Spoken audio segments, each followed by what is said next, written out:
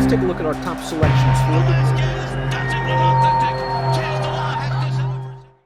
Dan Illman, Mike Beer, taking a look at race number 9 at Belmont Park on Sunday. Let's throw up the field for the Grade 3 Belmont Turf Sprint Invitational. We're going 6 furlongs on the Widener turf, and this is a wide open affair.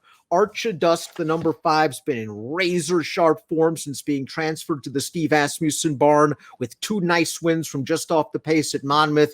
Chewing Gum gets some class relief. Yeah, he not only does he get class relief, he also gets cut back in distance. But I think he really wants Dan. They took a shot in the Grade 1 going a mile last time. He was never going to win that race, but his turf sprint form prior to that was actually pretty good. Let's take a look at this pace projector because maybe it works against a horse like Chewing Gum. Timeform US believes this is a blue bar situation which will favor horses on or near the early lead. Chewing Gum cutting back in distance, well, wasn't exactly a speedy sprinter to begin with. He's always the kind of horse that needs pace and race luck. Is he in big trouble?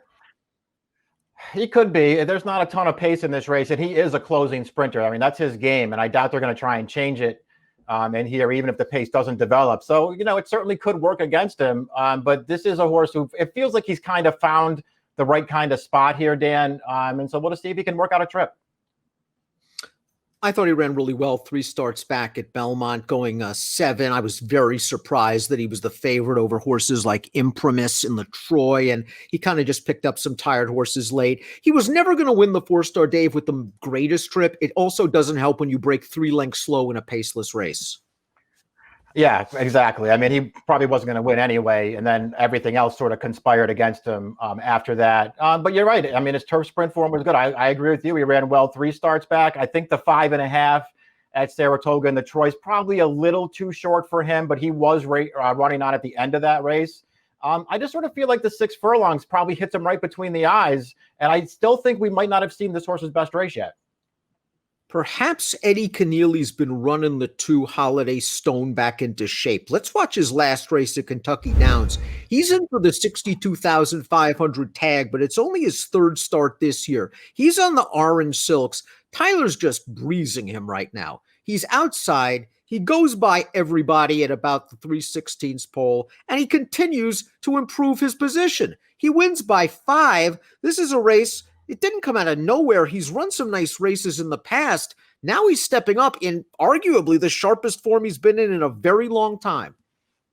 Yeah, an effort like that one makes him really tough in this race. I don't know if he's going to be able to run it back then, but you're right. It's not like it came out of nowhere. He has the back class to be that kind of horse, and he ran really well last time.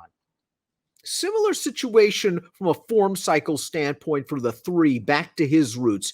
Johnny Terranova had him ready 3rd start of the form cycle last time out at Saratoga. Let's watch that race going 5.5 panels. And back to his roots in here on the outside, number 7 gets a clear closer's trip and runs by them all.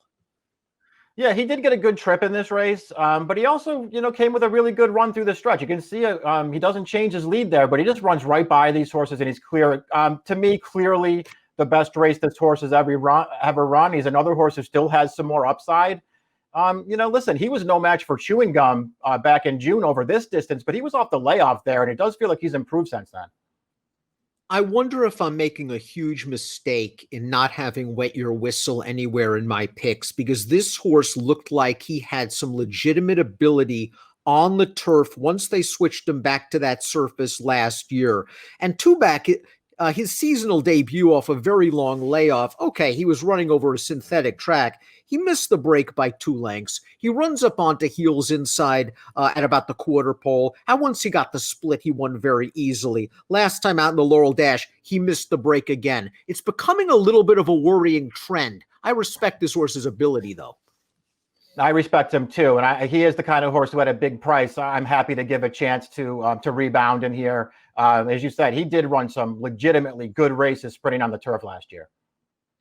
Archidust, the number 5, 2 for 2 for Steve Asmussen, including this one in the Get Serious Stakes. He was able to save ground in the early portion of this race. As they turn into the stretch, he's 3 wide on the outside, and Archidust is just able to dig down deep and get it done. We see Archidust on the outside right now in the black silks, red cap, has some work to do, digs down, gets it done as the favorite.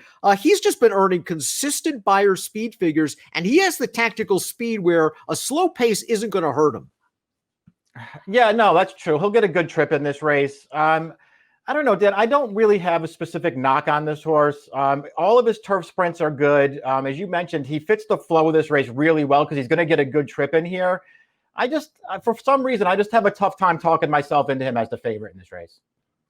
Big Wonder is the number 6, and Big Wonder we expect to be forwardly placed in a race without much pace. His last win, however, came for a 40,000 non-winners at 2 Life.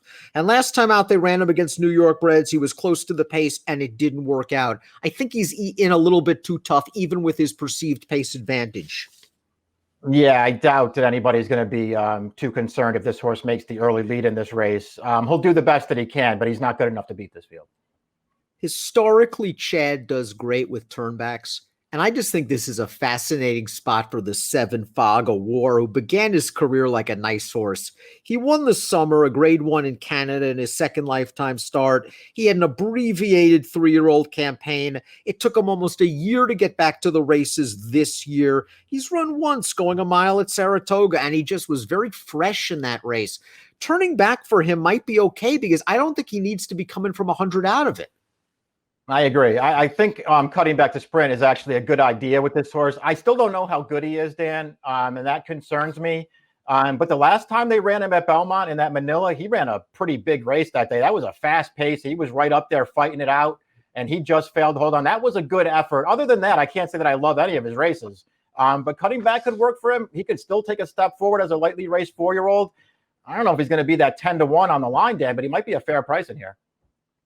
Our next 2 entrants ran 1-2 in the Lucky Coin Stakes at Saratoga on September the 6th. Battle Station got the trip. Let's watch the race. He saved ground in the pocket right here. He's 20-1. All he needs is to get some room. And Kendrick gets him to the outside in the green hat. And if you're betting him at 20-1, you're saying, come with this Treese right now, because he's coming with his run, and he's going to outgame Pulsate, who did a lot of work on the lead. Yeah, true enough. And that's not really Pulsate's running style. It doesn't seem like he wants to be up there, but none of the speed materialized in that race. And so Pulsate wound up there on the lead. Battle Station set a perfect trip, longest shot on the board. He got it done. You know, listen, Battle Station's a pretty nice, hard-hitting horse, but I didn't really want to take him back in this spot. I guess if I had to take one of those two, I would just take Pulsate, even though, you know, if there's no pace in this race and they try to take him back again, that may not work. Chateau is entered main track only. We don't want to see him. We want a good big field of turf sprinters and a good betting race. Let's take a look at our top selections for the grade 3 Belmont turf sprint. Hey, Mike, it looks like we're going to stick with Chewing Gum. Yeah, good one. I don't know. Dan, you know, I took him too. I kind of like this horse. I will say this. I want to say one thing about Chewing Gum, though. I didn't realize when I went through the race and then I'd set my picks in very early. This was 3-1 on the morning line. I don't know if I would take him at 3-1, Dan, but I think he's going to run well in here. All right, let's hope he doesn't pack it in. 1439 for Mike, 1538 for me. In the Belmont Turf Sprint, it's a fun race. We'll see if Chewing Gum with the class relief, distance relief, is able to get it done. Best of luck with your wagers.